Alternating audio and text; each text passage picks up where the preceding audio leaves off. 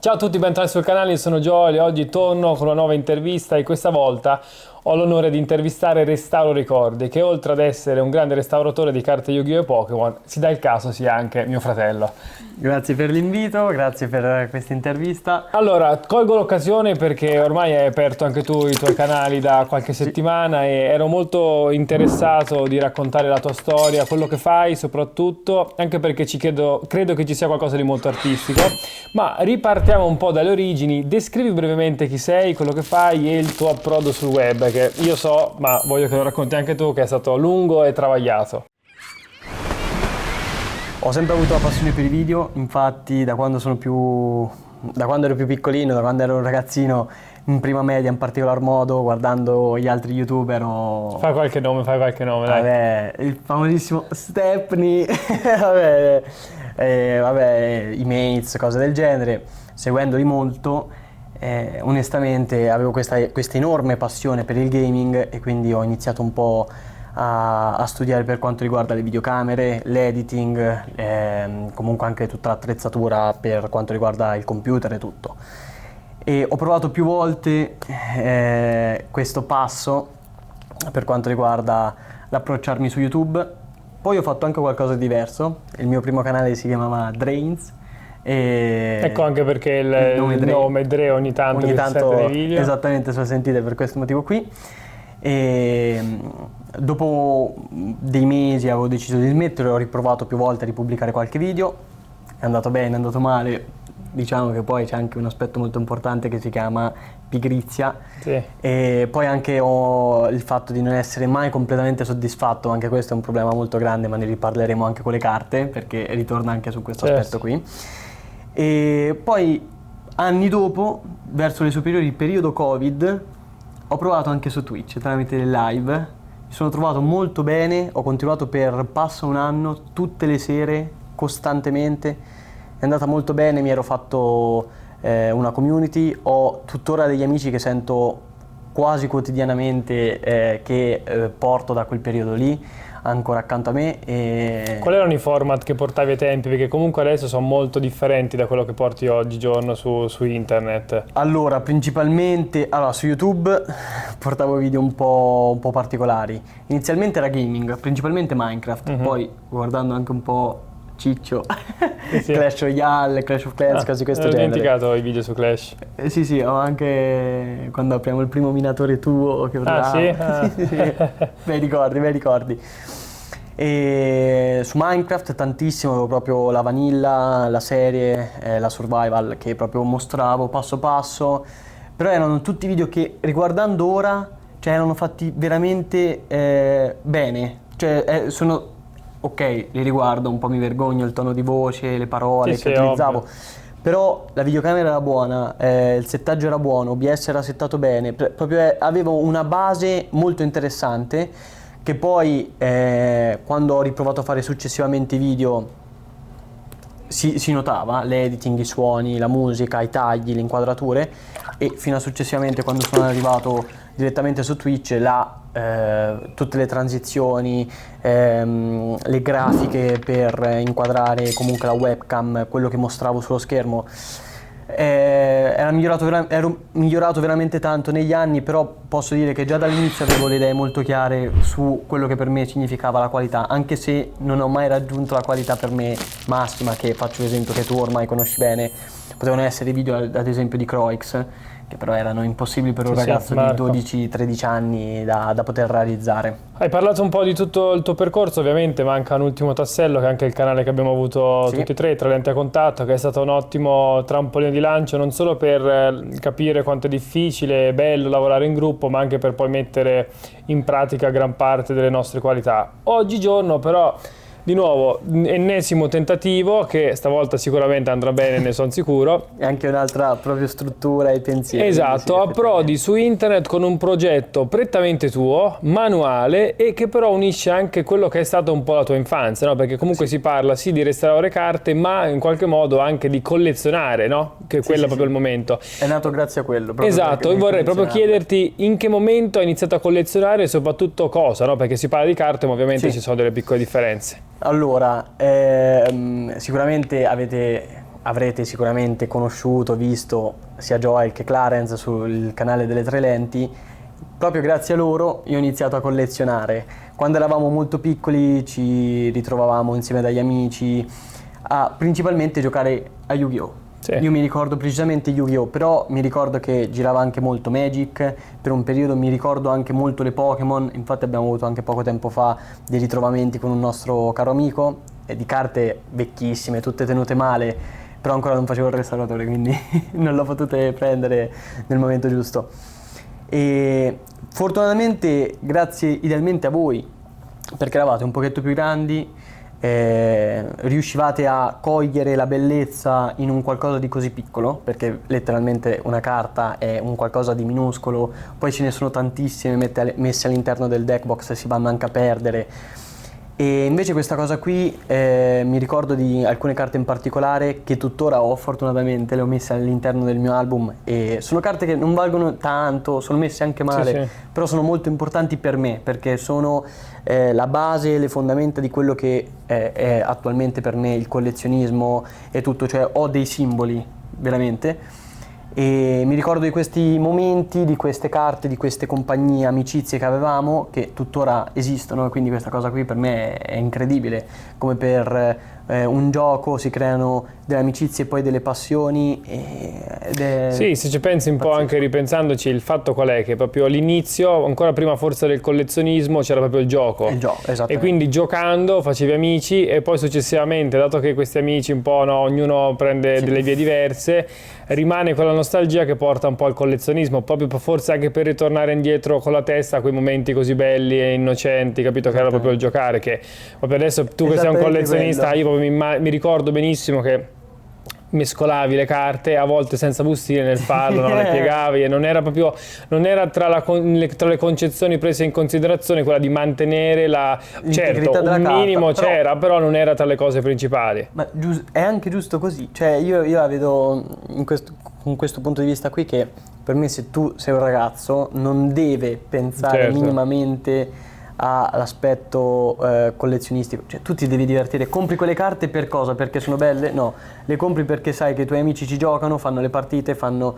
comunque dei mini tornei e tu vuoi partecipare a quelle cose lì. Quindi io sono assolutamente a favore di quelle cose lì, però mi rendo conto che giustamente c'è qualcuno che negli anni crescendo si è un po' pentito di questa cosa e vorrebbe soltanto ridare vita o comunque far ritornare in una situazione un pochetto più gradevole alla vista le sue carte. Questa è la cosa che a me piace più, infatti proprio anche il nome del canale mi sembra molto azzeccato, dei miei canali del restauro ricordi, perché le carte che io vorrei restaurare principalmente non sono quelle gradate 9.5 che diventano 10, per carità di Dio, fa sempre piacere perché sai che il tuo lavoro viene proprio giudicato. Però a me piacerebbe tanto sentire un ragazzo che io non conosco, che si affida a me, mi dice guarda questa carta qui è un ricordo perché me l'ha regalata mio nonno che non c'è più, l'ho sbussata io, è l'ho sbussata io, è il legame con mio fratello, è la nostra carta preferita. Me la puoi far tornare a splendere, ovvio tu non è che puoi attaccare pezzi, non è che puoi andare a dipingere, però puoi ridare un aspetto che è da tantissimi anni che è andato a perdere, che ha perso la carta, e quella è la parte bella per me. Io però colgo la palla al balzo per dirti che tipo io oggigiorno vedo, no, ci sono anche degli influencer online che parlano spesso del prezzo, no? Dario per esempio lui si oppone sempre, no? Dice non mi importa il prezzo, guarda l'artwork eccetera. Te come vedi invece questi giovani che in realtà comprano le carte, sbustano, anche proprio lo vedi dalla velocità con cui vedono le carte solamente per pullare qualcosa che poi ha un valore? Secondo te è una cosa positiva perché da un punto di vista invita più gente a collezionare, o dall'altro una cosa negativa perché dici in realtà si perde l'essenza che è proprio la carta in sé? Hai dato genericamente la spiegazione. Allora io la vedo così, ci sta perché ognuno determinate passioni le vive nella sua maniera, quindi tu puoi sbustare, a te piace soltanto pullare, per carità, puoi farlo. Il problema è che vai un po' a snaturare quello per cui è nato quel gioco lì, cioè quel gioco lì è nato per dare comunque un interesse a tutte le carte, perché tu non puoi attivare la carta quella più rara se non hai le comuni, comunque è ragionato in una determinata maniera, quindi è veramente chiaro che attualmente si fa molto molto molto per l'aspetto economico. Sono sincero, anch'io per autofinanziarmi sistemo delle carte, le rivendo, però non è che io, come posso spiegarti, non è che io vado a pullare soltanto carte interessanti o cose, io prendo anche carte che valgono veramente poco, le sistemo, e anche il servizio che offro ipoteticamente a dei clienti è l'aspetto lì che è interessante, perché io do qualcosa di mio, cioè non è che io apro il pacchetto, quello che trovo bene, quello che non trovo butto. Sì, sì. Io invece, se tu trovi un qualcosa adesso, tanto tempo fa, che è danneggiato, io lì inizio a trattare la carta. E attualmente invece le persone preferiscono pullare, comunque fare questi chest opening infiniti di box interi e tutto, proprio per trovare quella carta e tutto, che però ti fa un po' anche a te. Ti faccio esempio mio, io che comunque sono appassionato, in un certo senso ci lavoro, in un certo senso potrei chiamare investimento la spesa che faccio per l'acquisto dei pacchetti, dei box. Sì, sì. Sono così tanto distaccato tramite i social, perché vedo che ci sono veramente delle persone che aprono una quantità di pacchetti infinita, che a me proprio passa la voglia. Cioè io non capisco come un qualsiasi, non lo so, collezionista comune possa trovare le forze proprio, o comunque fondi, per aprire migliaia di euro di bustine per effettivamente trovare nulla nella maggior parte dei casi. Quindi sono uno molto contrario a questo, però anche la Pokémon Company inizia a stampare sempre più pacchetti, quindi in un certo senso anche lei ha capito qual che è funziona. il gioco. Poi secondo me la particolarità tua, in cui mi rivedo un po' anch'io, è il fatto che tu hai vissuto a cavallo tra le due epoche, nel senso che tu ci hai avuto una fase da piccolo in cui non solo le carte erano poche, ma uno se ne poteva permettere anche poche, quindi gli sbussamenti era uno ogni tanto, e uno viveva in qualche modo anche la casualità dell'incontro, che ne so, al parco, del bambino, del ragazzo come te che aveva una carta, decideva di scambiarla, eccetera. E poi successivamente, però, crescendo anche tu, no? Poi anche il restauro in sé, il collezionismo, è nato perché poi, potendotelo permettere, hai ripreso delle carte che volevi da piccolo, che non te volevi permettere, poi questa cosa qui ha portato poi al restauro in sé. È un po' e un po'. Vai, nel senso, spiega. quando ero piccolo, quelli erano dei momenti magici. Tu ti vedevi al parco, conoscevi casualmente dei ragazzi che da lontano vedevi che avevano un mazzo di carte, migliori amici. Cioè, Sì, automaticamente. Automaticamente comunque avevate una passione che vi legava. Certo. Quella cosa lì ormai un po' si è persa, però era meraviglioso. E in quel momento lì, sì, tu scambiavi anche spesso andandoci a perdere perché non sapevi dell'ipotetico valore, però tu guardavi una carta che per te era più bella, quindi non me ne frega niente se vale di più, se vale di meno, per me quella è più bella, io la voglio a tutti i costi, ti do tutto quello che ho per averla. Attualmente le cose sono un po' cambiate, si va sempre un po' sui vari siti base, Esatto. che sono Car Market, Vinted, eBay, sempre quelli là, per vedere un po' il mercato.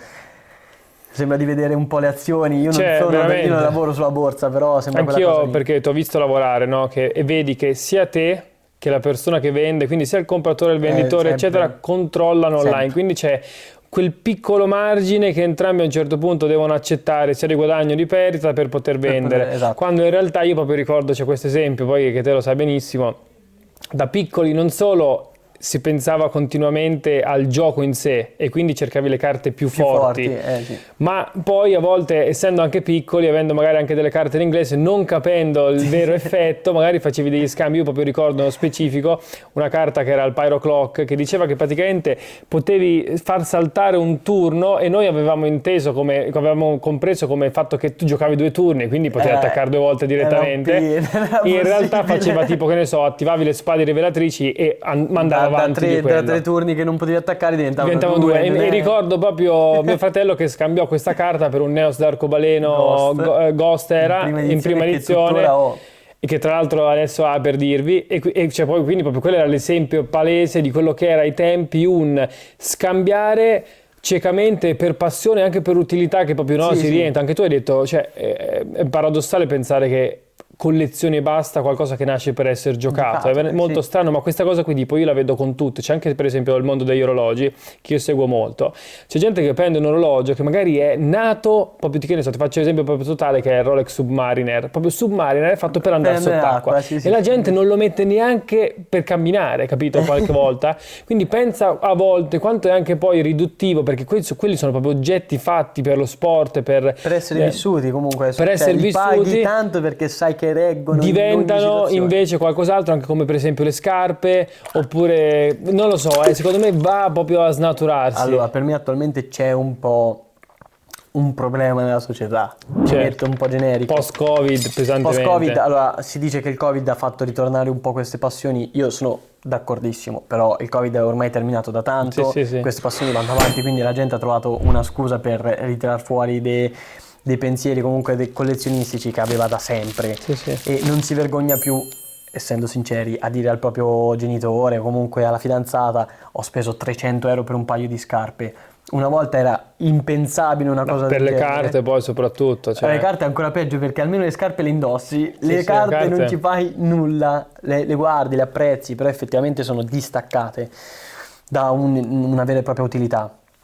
Però per me il problema principale è questo, che ormai tutti cercano di letteralmente collezionare qualsiasi cosa, cioè una volta c'erano i francobolli, una volta c'erano le monete, adesso qualsiasi cosa, le carte, gli orologi, c'è sempre stato, ma mai come adesso tutti collezionano gli orologi, tutti vogliono l'orologio.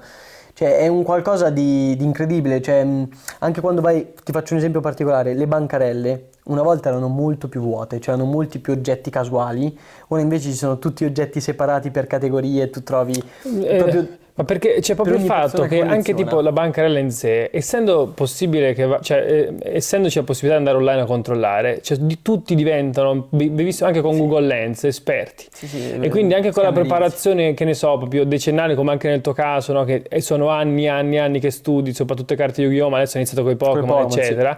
In realtà viene un po' vanificato. Sì, completamente. No? Cioè ti faccio esempio, io cerco di utilizzarlo anche a mio favore ormai, perché tanto non è che posso combattere questa potenza infinita. Però ti faccio esempio, io con le Pokémon ho iniziato molto dopo, all'incirca da 4-5 mesi, quindi proprio freschissimo.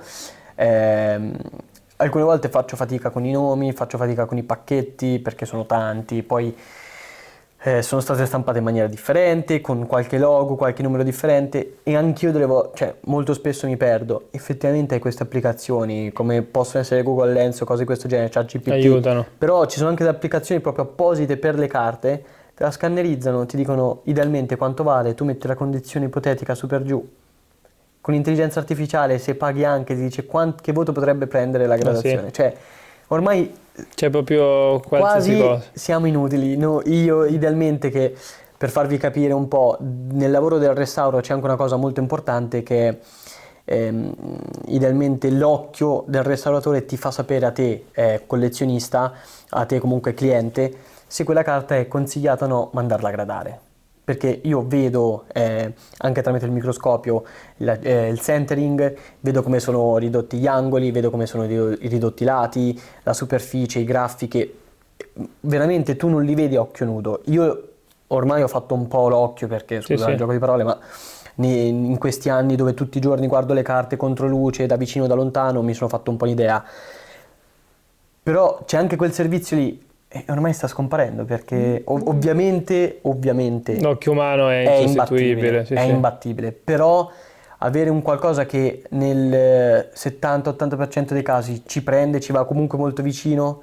C'è qualcuno che preferisce non usufruire di questo mio servizio, di chiunque altro comunque lo fa, perché tanto ormai c'è il telefono. Cioè questa cosa qui è un po' particolare, perché oggettivamente non esiste una macchina che restaura le carte, perché dopo ne parleremo forse un pochetto in maniera più approfondita, ma ci possono essere veramente tanti casi di danni della carta che una macchina non può trattare, perché veramente vanno trattate in giorni, settimane, devi aspettare proprio la Modi sfumatura, diversi. processi molto lunghi, quindi non esiste una macchina in quella situazione lì. Però il grading, il pre-grading, tutte queste cose qua già avvengono. Vengo. Quindi un po' strano. Mi ricollego proprio a questo discorso chiedendoti, allora io ti ho visto proprio anche all'azione nel momento in cui hai delle carte davanti, il tuo occhio, un po' anche artificiale ormai a forza di così restaurare carte, anche da un punto di vista tecnico, perché sai quello che può essere fatto da una carta, capisce se ne vale la pena o meno. E questa è proprio una domanda che ti volevo fare, anche un po' più tecnica. Come capisci quando vale la pena acquistare una carta e quali sono i dettagli e le rovinature, no? I difetti della carta principali che però nel restauro possono essere risolti? Allora, bisogna partire da un presupposto molto importante. Tutte le carte old, io ti dico il 100% dei casi, perché nessuno ha la disponibilità economica di trovare quel caso che la carta è perfetta, hanno dei difetti. Quindi partiamo da questo presupposto. Già di per sé la carta nel momento in cui la pulli? Esattamente, perché è stata stampata male, centrata male, quindi è impossibile. Ci sono i primi set in italiano che esistono o non esistono nemmeno, o veramente si contano sulle dita di una mano le copie con PSA 10. Yugi o Pokémon? Pokémon, ok. Quindi per farti capire, anche le Yugi sono stampate malissimo. Cioè le carte di Yugi che hanno preso 10 sono pochissime. Soprattutto i primi set, l'LDD, PMT, cioè veramente poche, per farti capire proprio quanto veniva visto diversamente anche dagli stessi produttori delle carte. Invece ora in Giappone quando stampano le Pokémon sono tutte perfette, cioè non hanno c'è un'attenzione maggiore, c'è un'attenzione maniacale. Piccola parentesi, anche proprio le stesse case di gradazione, se tu mandi una carta vecchia è molto più facile che ti diano un voto alto. Perché sono un po' più perché larghi. È rarissimo. Sì. Invece le carte nuove, se ha letteralmente lo 0,1% spostato, 9,5. Ho capito. Per farvi un esempio di quanto è cambiato anche proprio tutto il mondo del grading, della stampa, proprio dei collezioni, è cambiato veramente tanto. Tornando al discorso di prima, le carte, il primo aspetto che va visto è quando tu prendi la carta è quali sono i danni maggiori che vedi, perché se ci sono dei danni che non sono recuperabili, mi dispiace dirlo, puoi migliorare la carta ma non potrai mai farla tornare ad avere idealmente un interesse collezionistico per qualcuno di serio. Questo è molto importante da spiegarlo, perché ho avuto molti clienti che mi dicono ho questo Charizard set base, sì ma gli manca un angolo. Sì. È stato tagliato da bambino, è stato tagliato col taglierino, cioè proprio è più corta la carta. Quindi potremmo dire che la prima cosa che non è possibile restaurare è aggiungere un pezzo alla carta che non ce l'ha più. Esattamente. Ok. Allora, anche su questo aspetto qui, esistono delle tecniche? Sì, perché su ogni restauro delle carte è arrivato molto dopo. Cioè c'è stato il restauro di tutti gli altri oggetti, come faccio l'esempio delle chiese, tutto quello che tu vedi all'interno di una chiesa viene restaurato, Sì. Anche le stesse opere, e le opere sono molto più delicate di una carta, quindi c'è sempre un modo per recuperare, anche i pigmenti quando mancano c'è sempre una tecnica, però queste cose sono un qualcosa che fortunatamente le stesse case di gradazione vanno a considerare come altered, quindi se beccano che tu dipingi la carta, aggiungi una parte, te la considerano altered, che perché è stata alterata giustamente, non è originale. Ovvio, se tu sei un collezionista e la vuoi per te, e io non lo faccio questo tipo di lavoro, però conosco gente che lo fa, ti dicono me lo puoi colorare perché non voglio vedere quel segno bianco, è possibile, però sai che da quel momento in poi la carta non è più originale. Io invece sono un tipo di restauratore che non vado a modificare lo stato della carta per quanto riguarda l'originalità della carta in sé per sé, cioè la carta quella è quella, ha quei difetti, posso recuperare quelle cose lì, il mio lavoro termina là, cioè non è che io vado ad aggiungere, taglio, sistemo, no. E quali sono i difetti che riesci a modificare, a spianare? Ok, allora i difetti, quelli che non posso, finisco un secondo questa cosa qui, che non posso toccare sono il whitening, quando dietro trovi gli angoli bianchi. Il silvering, quando sulla parte frontale si è tolta un po' l'olografia e quindi vedi sotto lo strato, quello che brilla, che permette la brillantezza della carta, anche quello lì, una volta che si vede, accettalo. E se la carta comunque... Anche inked a volte forse? Anche l'aspetto dell'inked, quando si è piccoli molto spesso la carta veniva segnata. Io ho delle carte stupende, front mint, il back mint, se la guardi contro luce ha il segno delle penna. cose della penna, perché i bambini la segnavano per mostrare che era loro, no? Sì, sì. Queste cose qui rimangono, però danno anche un po' di storia alla carta, quindi mi fa molto piacere.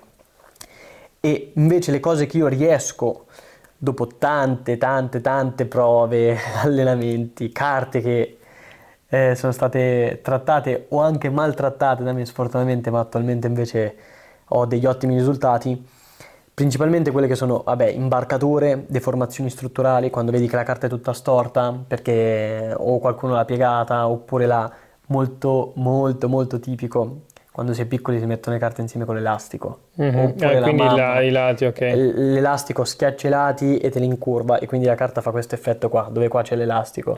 E quindi va sistemato, va steso la parte dove c'era l'elastico, è un po' particolare.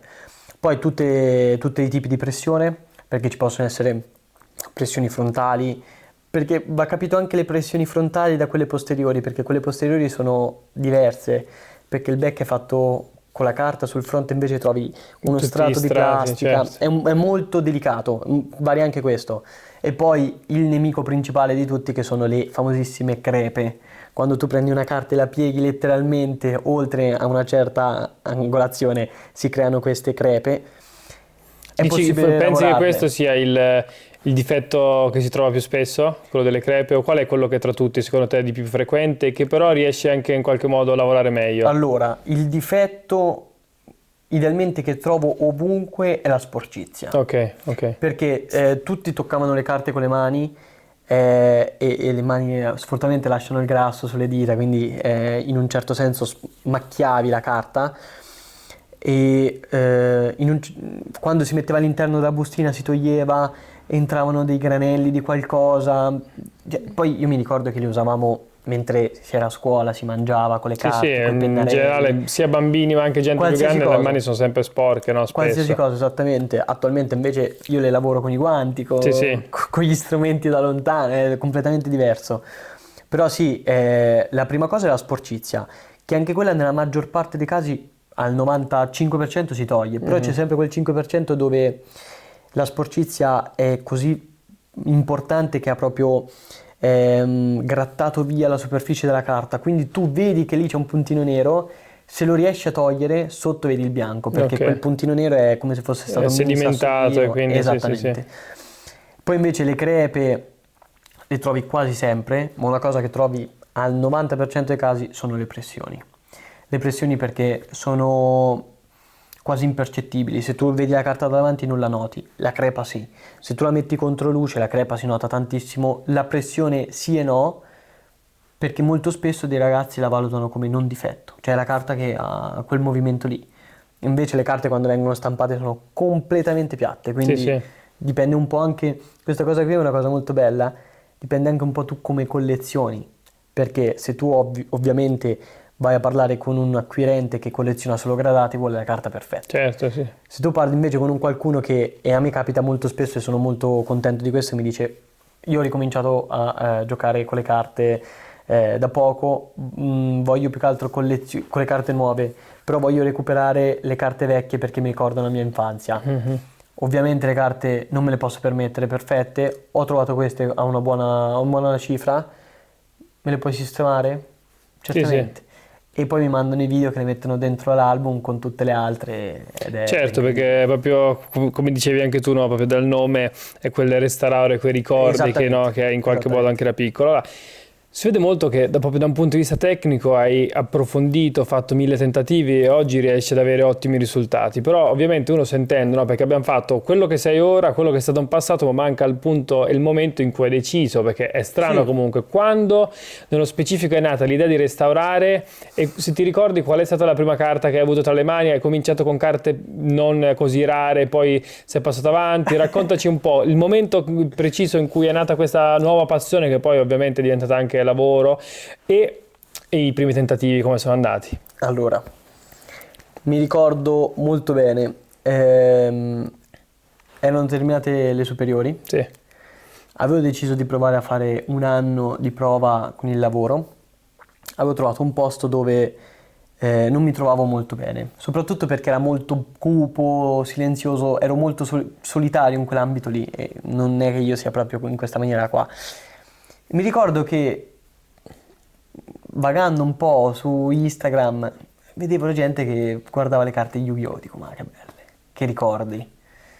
Sono andato su Vinted, non l'avessi mai fatto. Vinted, cioè attualmente patria dei venditori di carte. Guardo una carta qui, una carta lì e dopo un mese entra il primo stipendio.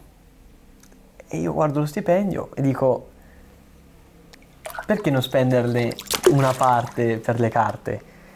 Il problema è che questa cosa ha preso il via, ogni mese spendevo un po' di più, un po' di più, un po' di più. Il problema è che migliorando anche il punto di vista delle condizioni delle carte, perché tu ti fai delle domande, perché quella persona vende una carta che per me vale X a molto meno? Certo. Io lo chiedi, con l'educazione tutto, e lui ti dice, ma per me questo è pur. Come pur? Cioè, ma c'è un angolino bianco. Per me un angolino bianco non è nulla, invece per chi colleziona... Abituato ai tempi poi alle carte, sì. Però io tuttora colleziono anche carte in quella maniera, a me non me ne frega nulla, per la mia collezione io non sono così critico. Però vedo qualcuno che invece mi dice, no, per me questo qui è pur, è perfetto, però l'angolino bianco è grattata via, quindi niente. Quindi ti fai un'idea che la gente, c'è sempre qualcuno che punta più in alto di te e tu dici, ma vediamo. Questa cosa qui, con l'andare avanti dei mesi, me ne sono completamente distaccato per la mia collezione personale, perché non ricerco quella perfezione lì. Cioè io voglio la carta messa bene, bella, dentro l'album la guardi, la sfogli, ti piace, ti dà il ricordo. Però mi ricordo che in quel periodo lì mi sono detto, ma io come faccio a pagarmi l'acquisto delle carte? Provo a fare un po' di compravendita, quindi vedevo delle offerte, le compravo e le rivendevo. Semplicemente, singolarmente, prendevo dei mini lotti o cose di questo genere. Però era molto lungo. Cioè ci vuole veramente tanto, perché tu spendi i soldi, te la devono spedire. Il tempo che rientri dalla spesa magari passano tante settimane e tu in quel momento avevi una certa fretta. Esattamente. Magicamente avevo già cambiato lavoro, sempre su Instagram posto delle idee palesi. Sì. L'algoritmo ogni tanto porta degli aiuti. Mi ricordo di questo importante restauratore, forse il più importante al mondo, che si chiama Cart, che restaurava delle carte Pokémon. E io mi informo un po', guardo, dico, wow, stupendo, come è possibile? Poi vedo che faceva anche le carte, soprattutto essendo lui americano, di rugby, di basket. Sì. Dico, ma com'è strano, è possibile farlo anche di Yugi? Vado, trovo un singolo video dove però avevano dato una risposta alla mia domanda. Sì, un video dove lucidavano la superficie della carta, cioè non è che la restauravano, la pulivano, la lucidavano. Però per me quello significava tantissimo, quindi mi ero detto sì, è possibile sistemarle. Quindi mi metto giù, mi informo, diventa una malattia per me, cioè dedico tutto il mio tempo per capire questo mondo qui. Io sono un po' così. Cioè, sì, trovi una cosa che ti piace e poi anche tra le altre domande successivamente. Ma sì, vai pure avanti. Come quando mi era ripreso l'interesse, quando mi era ripreso l'interesse delle carte, guardavo solo quello, facevo solo quello. Non è che non vivevo, però eri proprio ossessionato, dedichi tutto il tuo tempo a quello, sì. E mi ricordo che era completamente era diventato completamente secondario il pensiero delle carte e aveva preso il suo posto il restauro delle carte, perché io avevo tante carte, già, però erano tutte carte con oggettivamente dei difetti. Quindi mi informo e tu mi hai fatto una domanda prima molto interessante. Hai iniziato con carte di poco valore o direttamente con carte importanti? Perché adesso immagino già la risposta, perché giustamente uno dice io ho la carta molto bella, se non avesse quella piega sarebbe stupenda, e quindi immagino... E quindi io erroneamente ho iniziato con carte molto costose ed è la cosa peggiore, non ve lo consiglio, però ribadisco, quella cosa lì mi ha dato una consapevolezza che se no non avrei. Perché?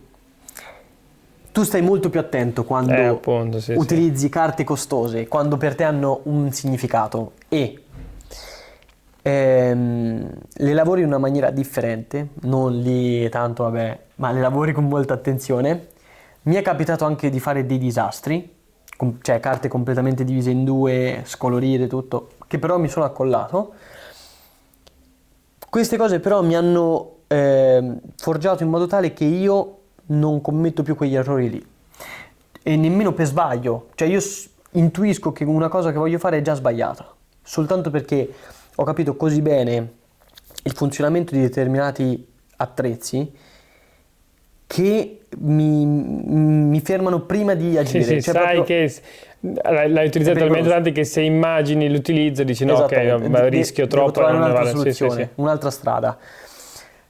Però ribadisco, se qualcuno mai un giorno inizierà a restaurare le carte, una cosa che io non ho fatto è che le carte che è un po' un ragionamento particolare. Io ho sistemato le carte molto costose perché erano quelle che avevo pagato un po' di meno perché avevano dei difetti. Sì. Quelle meno costose io le avevo comprate bene perché erano poco costose, però comunque servivano per la collezione. Qual è il ragionamento importante? Che quelle poco costose, quelle tanto costose sono dello stesso pacchetto, dello stesso anno, con lo stesso tipo di carta che è stata utilizzata, plastica e tutto. Quindi io avrei potuto prima fare delle prove sulle carte, comprando anche carte da pochi euro, che possono essere, faccio l'esempio dell'LDD di Yugi. Fare le prove su quelle e poi, essendo comunque la stessa identica carta, riproporle su carte più importanti. Potresti comprare proprio una comune. No, non la comune, però tipo un'ultra rara. Un'ultra rara che però nel momento in cui vai sull'ultra rara che vale di più, essendo tutto simile, identico, capito? Il materiale che vai a trattare è identico. Forse ho bypassato questo ragionamento che ora che ho consapevolezza era quello più razionale, vi dico di fare, perché non vi dico no, iniziate dalle comuni, perché ragazzi nessuno restaura le cazzo dei comuni, cioè le comuni sono una cosa a parte. Possono essere restaurate? Sicuramente. Vanno restaurate? Sicuramente, perché ci sono delle comuni stupende che hanno preso anche tantissimo valore. Però quindi, ovviamente la foil, l'ultra rara, la rara secca esattamente, è diverso e sono alcune anche impossibili da restaurare. La butto lì. Una cosa che ho notato, che mi ha fatto anche un po' spostare, ma dopo ne parleremo meglio, dalle Yu-Gi-Oh! Alle Pokémon, è anche la possibilità che ti dà il restauro sulla carta.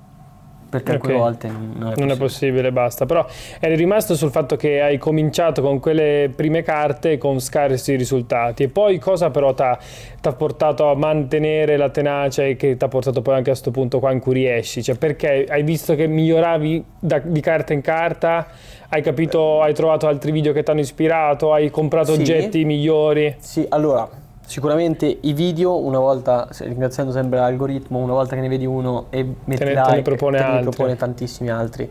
Quindi rimaneva sempre lì quell'idea. Onestamente io sono andato molto a step, cioè ho comprato prima una cosa, poi un'altra cosa, trovavo da me delle soluzioni. Faccio esempio, per pulire le carte utilizzavo lo spray degli occhiali, perché non avevo altro.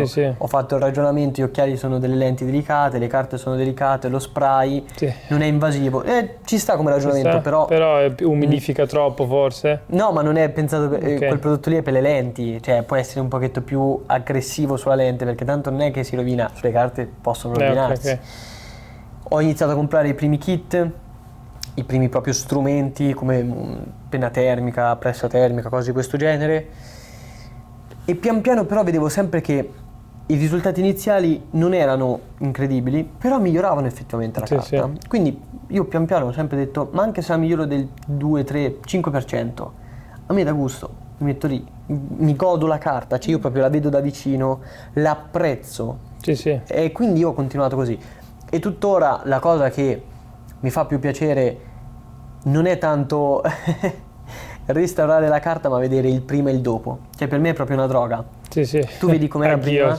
Sì, anche a me piace molto, non solo con le carte, ma tipo a me escono anche video sulle macchine, che pulisco le macchine, è fondissimo. È quella cosa lì, cioè tu vedi il prima e dici bello, per carità di Dio, una carta rarissima, non l'ho mai vista dal vero, ma il dopo però tu vedi che è la stessa carta, cioè le riconosci comunque cioè perché, esattamente, cioè, ci sono dei segni, è come se fosse un'impronta digitale, ogni carta ha dei suoi segni, che può essere l'olografia, brilla in determinati punti, uno swirl sulle Pokémon che è iconico, oppure un danno. Tu non ci pensi, ma un danno ti rende quella carta unica. Sì. Quindi tu sai che quella carta è stata restaurata, ti dicono no, non è possibile, fai vedere che quel danno è lì. Non è che lo puoi cancellare del tutto. È bello perché comunque metti anche in evidenza quanto sia importante, perché no, parlavamo dello scartare tanto, no, le carte, il scartare subito fino a quando arriva la foil alla fine, ma in realtà anche proprio il godersi l'oggetto in sé, che è gran parte, no, proprio anche il sentimento, e ti affezioni proprio a determinate carte. Poi io lo so, ma sarebbe comunque curioso così in breve che raccontassi anche quante altre passioni manuali e legate agli oggetti hai, perché qua comunque abbiamo visto alcune cose, tra l'altro questa teca trovate anche il video su Trent in quel momento in cui la costruisci, tra l'altro c'ero anch'io, ma cos'è secondo te la cosa così bella che nascondono alcuni oggetti? Perché in realtà uno da fuori potrebbe dire un oggetto, lo puoi comprare, già questa qui per alcuni potrebbe far scadere, ma qual è invece secondo te, anche non solo con le carte, la cosa che diventa bella dell'oggetto? Per me è un po' particolare, ma è come tu lo reputi. Ti faccio un esempio, io ho anche degli oggetti che non valgono nulla, che però per me sono fatti bene e a me danno una sensazione di equilibrio. Non so, cioè tu la vedi e dici è proprio fatto talmente bene che ti piace, dici, a me piace, punto. Cioè quando io vedo le carte è quel mio senso che vuole che la carta stia bene, dritta e tutto, per farmi stare in pace a me. Cioè io vedo la carta e dico bella, bellissima. Ringrazio anche questo lavoro perché mi ha permesso di avere tra le mani carte che non ho mai avuto, mai viste. Che a volte non sono neanche tue, che le fai per altri, rimangono però lì per te, per poi no. È come ti faccio esempio, è come chi pulisce gli orologi, mica tutti hanno i certo. Però ti arriva un Rolex, un qualcosa, un Daytona, cioè tu lo guardi, lo apprezzi, lo ammiri, cioè proprio lo tieni vicino, lo puoi toccare, senti quanto pesa. Cioè sono tutte queste cose. Faccio un esempio un po' anche fisico proprio. 5 mesi fa, no, 2 mesi fa mi sono comprato il Mac per lavorare a questi video perché il computer di prima non mi bastava.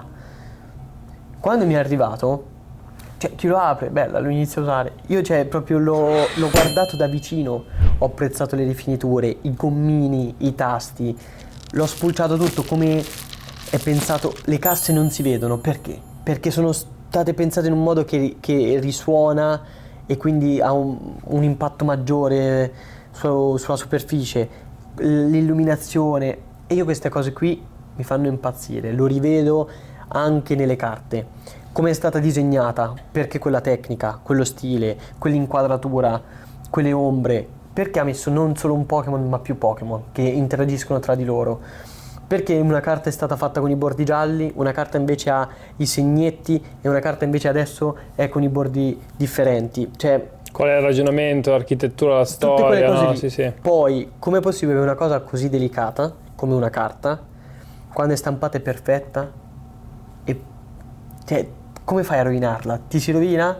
Io voglio essere quel qualcuno che te la sistema, cioè mi dà quella sensazione lì. Sì. E poi per quanto riguarda... Io ho una passione per quanto riguarda il manuale, per fare le cose manuali.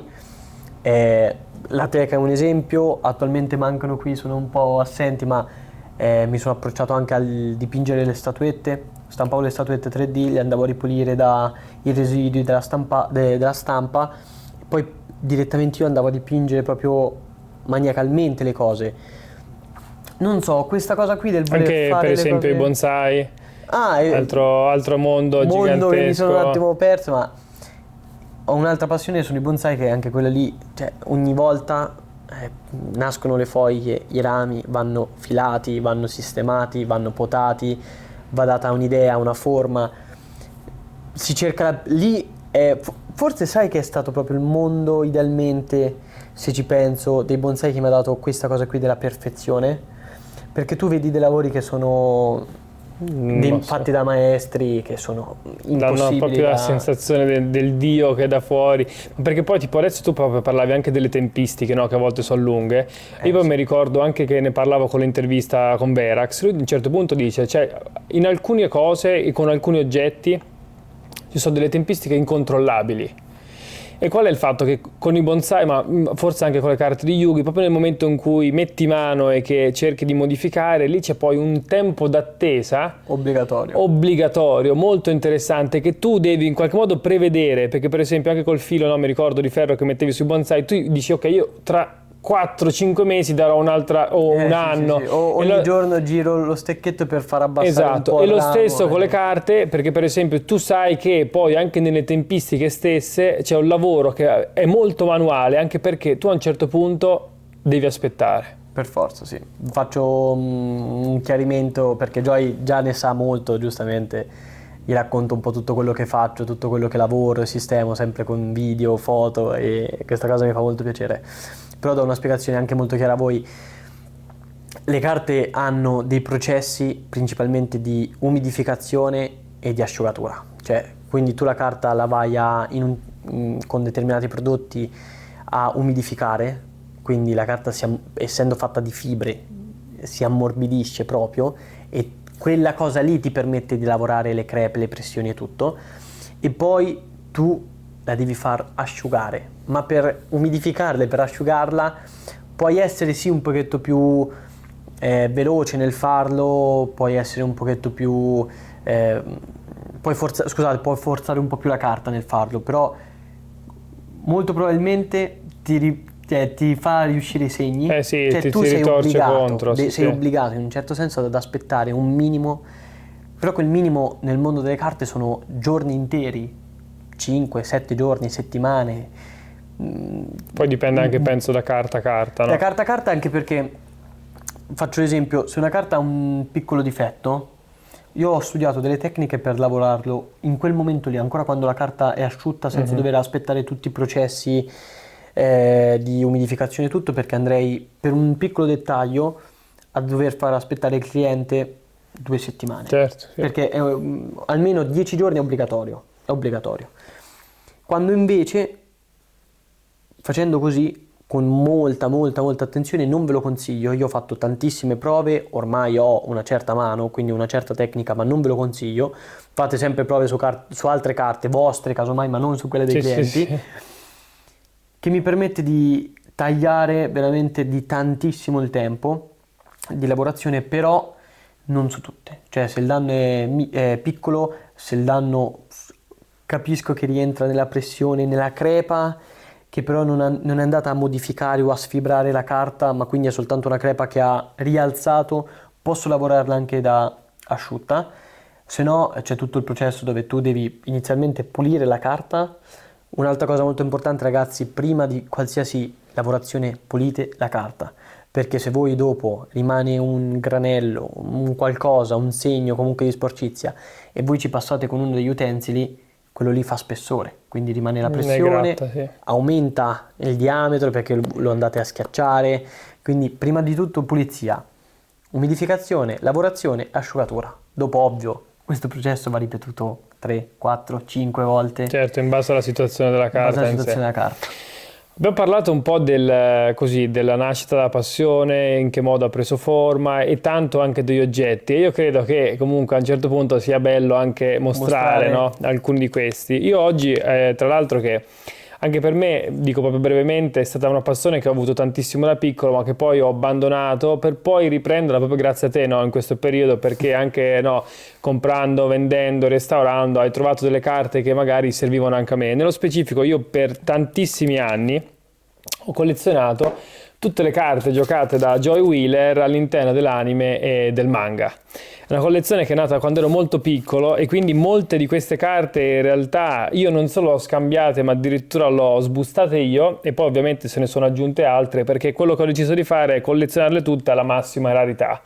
La massima rarità, che però non significa che siano tutte in prima edizione, proprio perché, dato che alcune le ho sbustate che non erano in prima edizione, non è che tolgo la mia che ha 15 anni per aggiungerne un'altra. E tra le tantissime carte che ho qui ce ne sono molte, tipo tra queste qui è il copiatore, che proprio io mi ricordo proprio di aver sbustato all'interno di un retro pack, e proprio adesso magari ve lo faccio anche vedere. È una carta... Questa è letteralmente una carta che ha 20 anni quasi, e 20 anni però proprio sbustati da me. E poi anche l'interno poi magari facciamo un'altra ripresa, anche altre carte del genere, poi hanno cominciato anche a segnare dei momenti specifici, perché proprio essendo anche molto molto costose, perché poi nell'andare avanti nel tempo ovviamente tante ne ho prese, ma poi sono arrivato anche a così necessitare di carte che in realtà erano molto molto più costose, e proprio ricordo che una tra queste era questa qua, nello specifico è la Balena Fortezza, che oggigiorno è stata anche ristampata, ma in realtà questa è quella di TP7 che proprio mi avete regalato voi per la mia laurea triennale, quindi per dirvi quanto in realtà Yu-Gi-Oh! Sia rimasto parte delle nostre vite. Poi molto legato a noi. Per esempio un'altra delle ultime che ho preso è questa Cyber Lady Arpia, sempre del Retro Pack, la segreta. Questa, posso raccontare la storia certo. dietro? Allora, Joy era molto conosciuto tra noi perché aveva un mazzo molto forte che era quello Fedele della Luce. Sì, è vero. Il mazzo Fedele della Luce aveva delle carte stupende, come faccio esempio il Drago del Giudizio, sì. l'Onesto, Ghost, sì. Carte molto molto molto belle. Tra l'altro l'Onesto che comprai nel 2014 al mio primo Romix, l'Onesto. E quindi c'è proprio il legame. Arriva un giorno Joy e mi fa: Dre, io smetto di giocare, voglio fare solo l'album. Io ti chiedo una cosa, ti do il mio mazzo, ci fai quello che ti pare, lo vendi, lo tieni, spendi i tuoi soldi. Io voglio soltanto una carta nel mio album che si aggiunga, che è questa qui. Cyber Lady Arpia del Retro Pack 1. Prendo il mazzo e faccio la prima scrematura. Le carte belle me le tengo per ricordo, e invece le altre carte le vendo. Con quelle vendute, aggiungendo qualcosina, ho comprato quella Cyber Lady Arpia, però ora con me all'interno del mio album ho non soltanto queste due, però intanto per farvi capire, nel mio album, come vi dicevo prima per la collezione tutto, ho tutte e due. Ok, sia il mio Onesto che il Drago del Giudizio, che magari potresti trovare in condizioni migliori, ma no, no, a me non interessa, io voglio queste. E è per me una cosa molto importante questa di avere un ricordo con determinate carte. Faccio anche un esempio molto, molto chiaro. Io ho una carta in particolare che mi ricorda questo salto da come collezionavo prima a essere ora diventato un restauratore, che è una carta, per me è una delle mie carte preferite di Yu-Gi-Oh! Palesemente. Ed è un Drago Imperatore del Caos, emissario della fine. Questa carta qui però è molto particolare, ve la faremo vedere meglio dopo con un video a parte, perché è una carta che è tenuta male, ha un angolo piegato, ha la scritta che gli manca completamente, quindi diciamo che non è stata stampata benissimo, e una cosa che non si vede più, che è quello che a me mi lega così tanto a questa carta, è che dietro ha una crepa completamente da destra a sinistra bianca, enorme proprio, enorme. Questa cosa per me ha un significato importantissimo, perché vi racconto la storia. Un nostro amico era davanti a noi, apre un pacchetto, tira fuori questa carta qui, un nostro amico per scherzare gli dà una botta così, e lui, avendocela in mano, la piega in due. Cioè questa carta è stata piegata in due per quanti? 12 anni? 12-13 anni minimo. 13 anni. L'ho ripresa io. No, è impercettibile. Pazzesco comunque. Cioè, no, davanti. Non avevo mai notato il fatto che è brillante anche il testo sotto. È un segno un po' particolare. Non tutte ce l'hanno. E io l'ho completamente fatta scomparire la crepa davanti, ma sono stato molto attento nel voler restaurare questa carta, perché io volevo, e sono molto contento che è rimasto questo segno qui bianco. Sì, che rimanesse, nonostante dici magari... Esatto, perché è una cicatrice. Cioè rimane questo... Sì. Non lo so, mi fa capire che la carta è quella. Però è perfetta all'interno della bustina, se non avesse il difetto della scritta. Però questa qui vale qualche decina d'euro. Sì, ma è proprio la carta in sé. Anch'io per esempio, vedete che anche qui ho tantissime altre carte, anche comuni, che non sono proprio devastate. Cioè qua per esempio avevo visto Il Gilta anche qui, no, guarda com'è, è messo malissimo, però è proprio una di quelle carte che avevamo quando eravamo piccoli, che ho deciso di mantenere, nonostante no, oggi potrei facilmente cambiare. E quello che vedete, per esempio, almeno nel mio caso, è che le carte sono tante e la difficoltà, no, anche del collezionista stava proprio nel fatto che bastava che Joy o le avesse in mano o le giocasse una volta sola per poi doverla giocare. Quindi spiega, tra queste si spiega anche questo spolverino dell'arpia, che tra l'altro c'è una bella sorpresa che scopriremo proprio alla fine del video. In realtà è quello di VC4, che è un World Championship, quindi è una carta di pacchetto, ma che tutti, vabbè, i più nerd di voi che conoscono un po' sanno che in realtà quella più rara è quella di TP,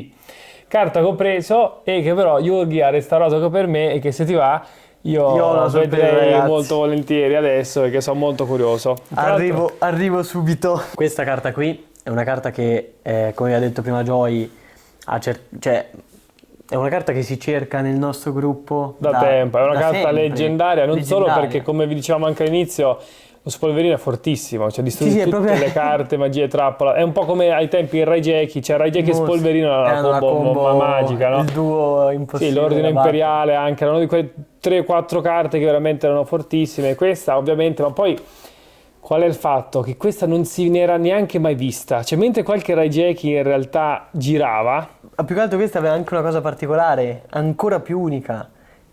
Il disegno diverso. E aveva anche, no, questa era proprio una carta di quelle leggendarie che tra l'altro io non ho ancora mai vista nella mia vita dal vivo, ecco perché c'è la sorpresa. La sto tenendo. Sta proprio nel fatto che era fortissima e non si incontrava, non si vedeva, no? Quindi c'era questo mito, perché comunque anche nell'anime in sé, no? E nel manga è questa, no? L'immagine che c'è. Sì, è questa. E quindi noi la sognavamo, ma per anni e anni, intanto costava un botto, cioè anche quando poi sono cresciuto me la potevo permettere, ma col fatto che costava già 70-80 euro. Sì, ma fatto che non solo l'ho potuta prendere a meno, ma che poi l'ho potuta, capito, revisionare e restaurare grazie a te, ha unito l'utile al dilettevole. E quindi sono un po' curioso di vederlo. Io attualmente vi faccio vedere la condizione, faccio un po' così, che poi vedremo anche il prima e il dopo. Questa è come è venuta la carta, ragazzi, è stupenda.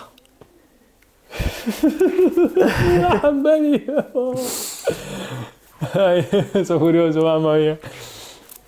Vi faccio vedere un secondo, metto tra noi, spostati un po', qui mettiamo com'era prima e com'era dopo. Questa carta qui è stato probabilmente uno, se non il miglior risultato che abbia mai fatto sulle carte di Yu-Gi-Oh! Pazzesco, mamma mia. E come dicevamo prima, riporta dei segni dietro perché è bianca, ma ora diamola al suo nuovo proprietario. Eccolo! Oddio, ha detto Gigio! Mamma mia! Spettacolo! Porca vacca! Madonna mia, ma non c'è zero... Mamma mia!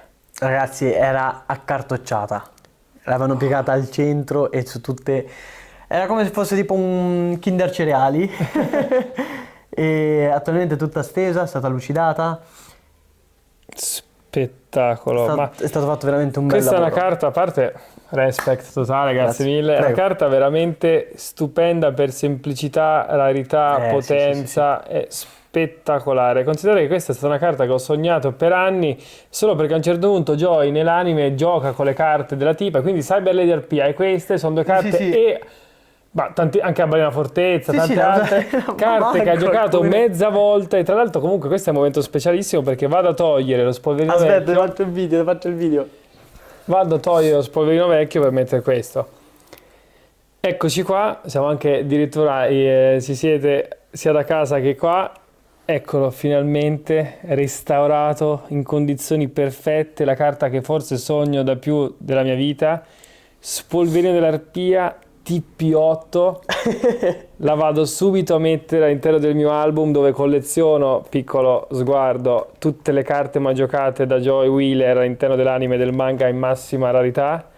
E finalmente posso togliere questo, che tra l'altro comunque è bello, cioè bello anche questo. E che tra l'altro possiamo donare al primo che commenta questo video con la parola Arpia, e lo sostituisco Una bustina marcia, comunque anche le bustine. Sì, ma infatti, fa, ma quelle che vanno utilizzate. con questo, che ho sognato veramente.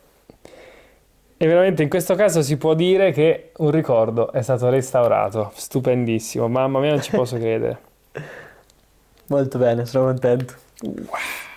Sono molto molto molto contento. Queste cose qui cioè faccio questi restauri proprio in questi momenti.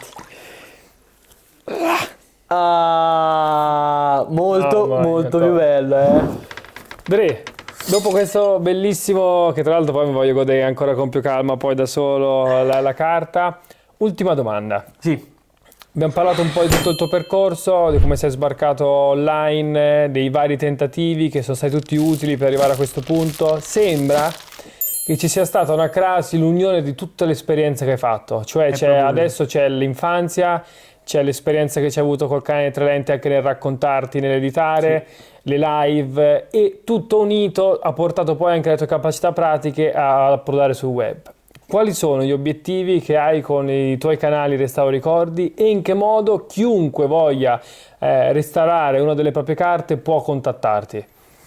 Allora, rispondo già alla seconda domanda, che Veloce, è quella sì, un sì. pochetto più rapida.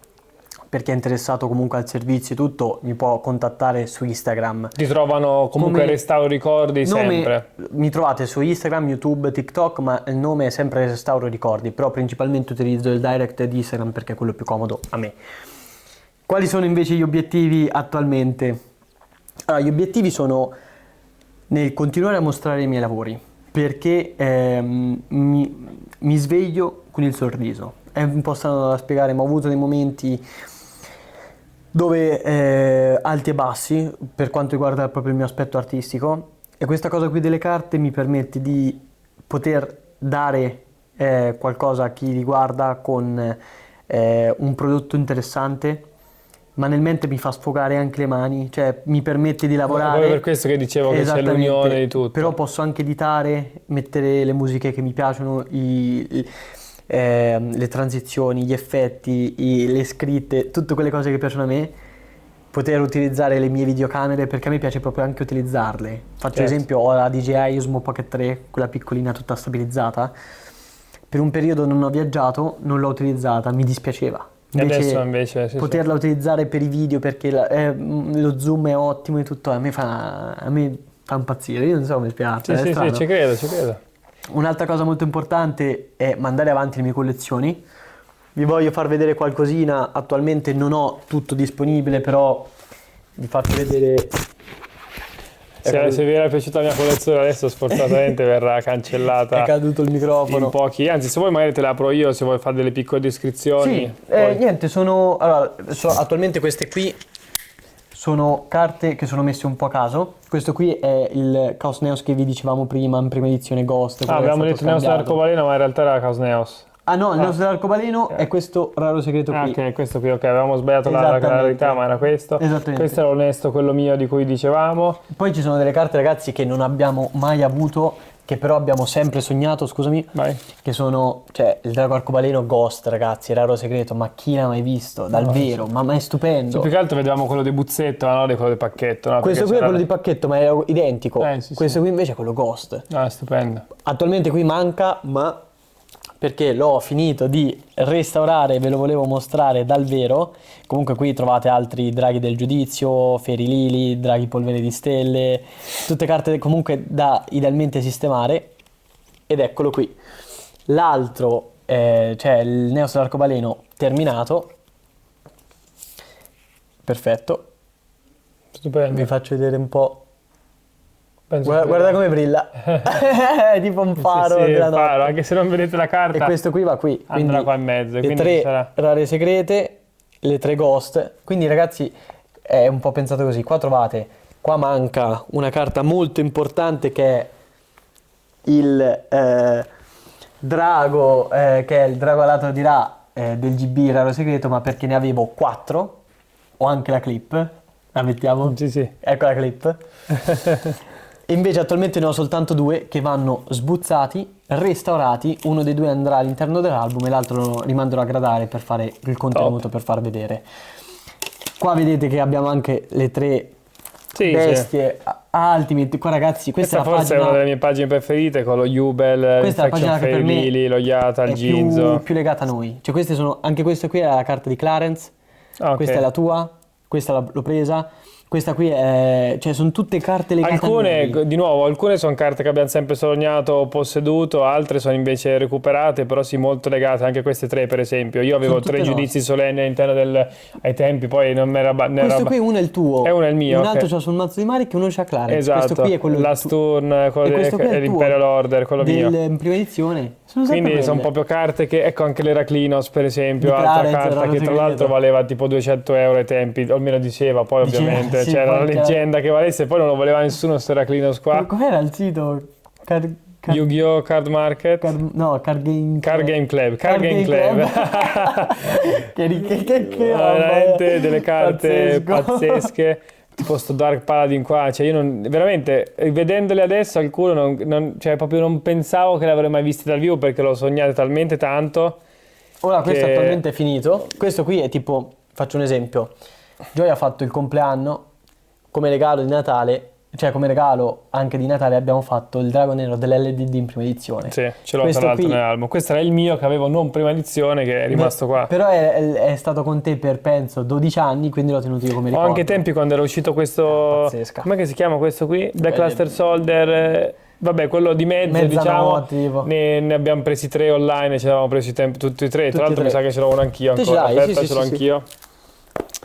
E quindi questo. Vi faccio vedere anche una cosa molto importante, ragazzi. Quello lì è l'album un po' delle nostre carte, perché in un certo senso ammetto di avere una certa influenza data da loro per quanto riguarda anche le carte che proprio legate anche... Ma più che altro perché una cosa che devo complimentarmi è che avevate degli ottimi gusti, cioè veramente le carte che però erano quelle più belle in molti casi, poi ci può stare, però alcune erano talmente fighe. Alcune è vero, però comunque sono veramente belle. Sì. Però quello lì è l'album delle nostre carte, di alcune carte che non c'entrano nulla, cioè tipo un Odino Ghost, una Sincro che non c'entra assolutamente nulla, però è una carta che era veramente distrutta e l'ho restaurata e sembra, non dico perfetta, ma da album è perfetta, quindi l'ho messa all'interno dell'album così per ricordo. È una carta che ho pagato 30 euro, avrei potuto venderla e tutto, però preferivo mantenere il ricordo di quel momento lì perché è stato un momento molto importante, perché mi sono reso conto di riuscire tramite quella carta, io l'avevo presa esclusivamente come test, mi sono reso conto di poter utilizzare quella carta in tutti i modi possibili, quindi l'avrei anche potuta rompere, e invece ho visto che tramite quella carta ho capito come poter restaurare le ghost. E quindi ho un legame con quella mantenere proprio per quello lì. Ho un legame con quella carta. E invece qua dentro che abbiamo? Che è un po' che lo tieni ragazzi, chiuso. Il paninetto è un pochetto più pieno e ve lo faccio aprire a Joy. Porca puttana! E qua se non sbaglio a occhio è un LDD prima edizione. Sì, condizioni veramente eccellenti, messe molto bene. Molto bene ragazzi significa che, cioè, tipo... Non lo so, questo mostro suscitato qui ha un angolino un po' rialzato. Sì, però comunque... c'ha tutte le foil. Qua manca una carta perché va cambiata, era molto rovinata. Qua abbiamo il PMT. Oh, ragazzi. Anche questo ha avuto molti cambi. E qua troviamo uno dei miei set preferiti che è l'Yok. Bellissimo anche questo. Io colleziono attualmente solo in prima edizione. L'Yok attualmente, sfortunatamente, è in inglese perché esiste solo in prima edizione, come l'MFC. Attualmente qua trovate anche altre carte SDF, bellissime tra l'altro, SDV, altre ma carte. Qua se non sbaglio c'è un Dark Paladin MFC e poi anche c'è la Maga Nera, penso che è sognata da gran parte delle persone. E qua vi faccio vedere un attimo che ci sono altre cartine qui. Come Joy io ho provato a fare il mazzo di Maric, ma con tutte le carte che ha mai utilizzato, però con scarsi risultati, ma non perché non sia, ma perché Maric in realtà ha belle carte ma non così. No, ma più che altro sono state ristampate tutte da poco, sono tutte nuove. Cioè Maric è bello perché è cattivo, è vecchio, sì. Cioè poi mette il Lava Golem, carta stupenda con una carta appena stampata. Sì, perché era proprio ma il foil giallo è diverso, è un'altra sì. cosa. Io voglio raccontare anche un po' per terminare. Sì, per concludere prendiamo una cartina. La mia cartina. Parlo della mia carta preferita di Yu-Gi-Oh! Che è questa qui. la ragazza maga nera.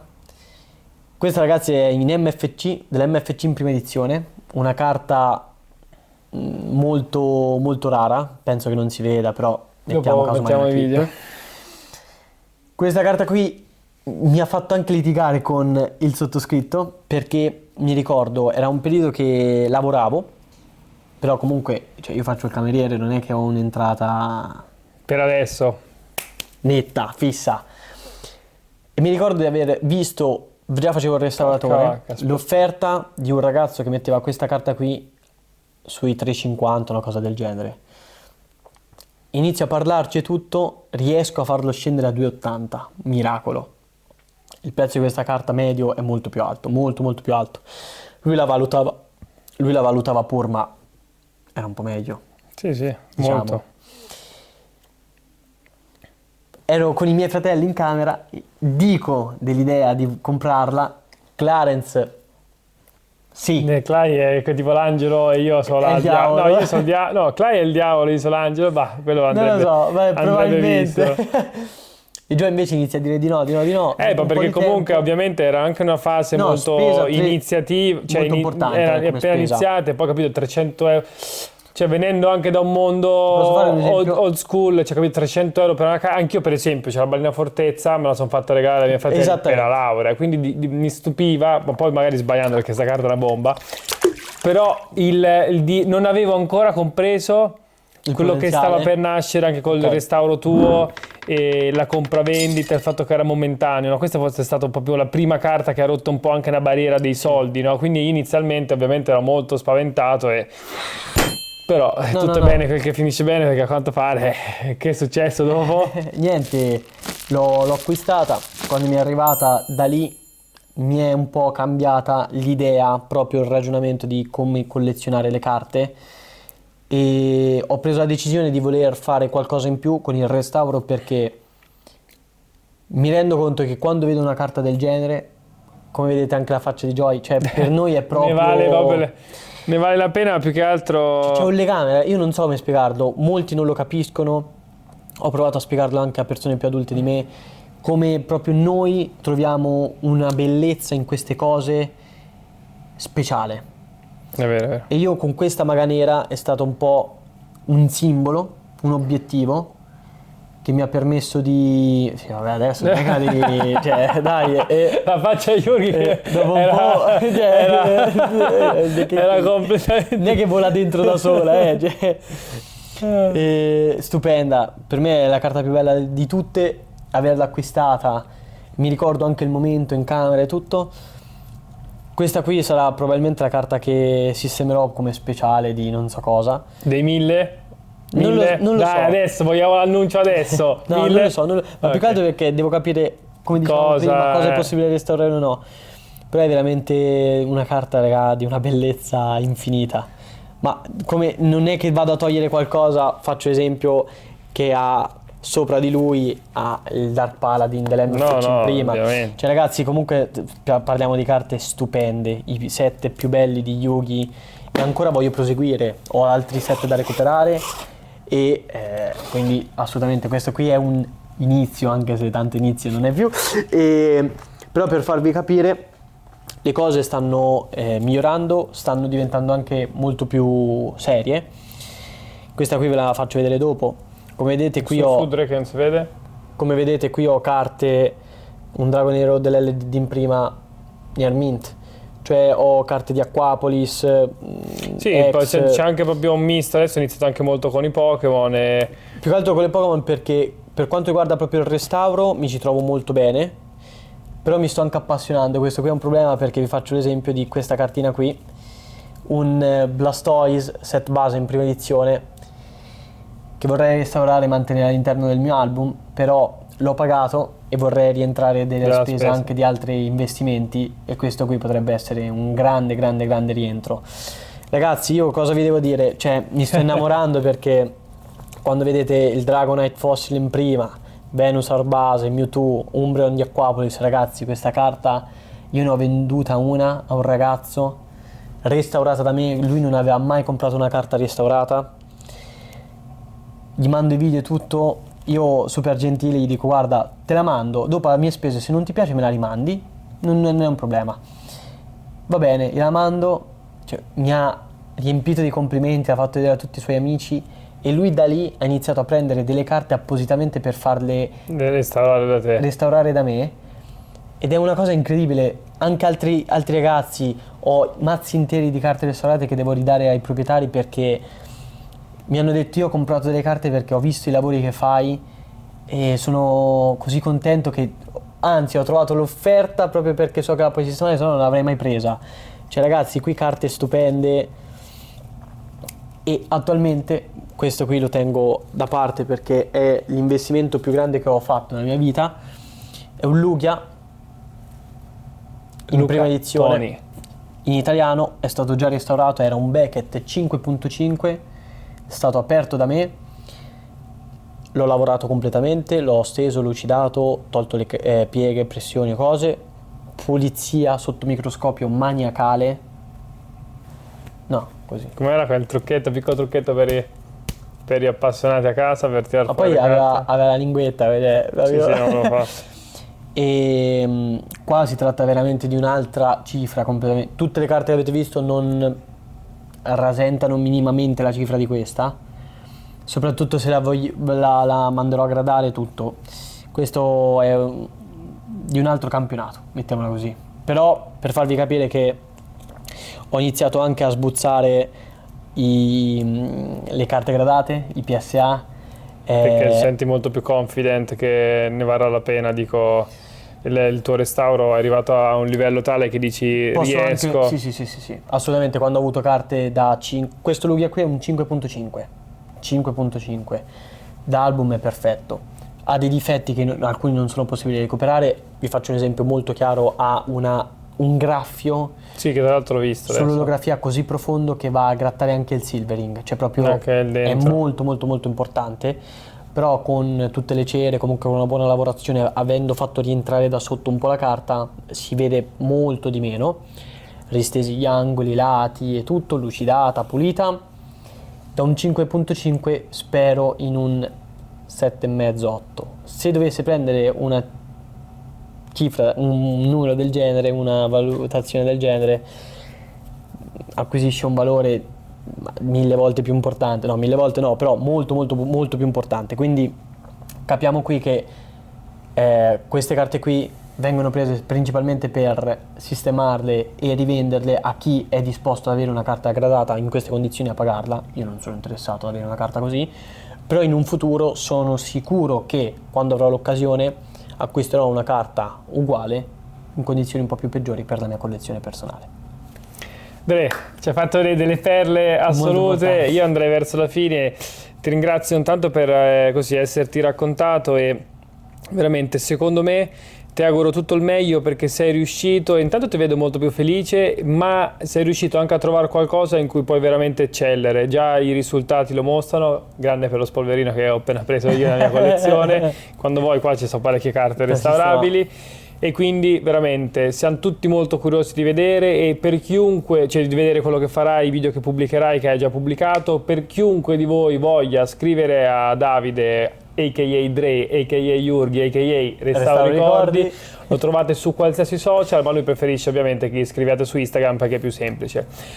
Grazie ancora e in bocca al lupo per tutto il tuo lavoro e per tutti i ricordi. È stato un piacere per questa intervista, mi ha fatto molto piacere parlare un po', anche ripensare a tutto il passato. Niente, spero che anche chi guarderà il video sarà rimasto un minimo stupefatto di come ho lavorato queste carte. E niente, un bacione e a presto, e al prossimo video. Ciao ciao. Bella, no? Molto bella, sì.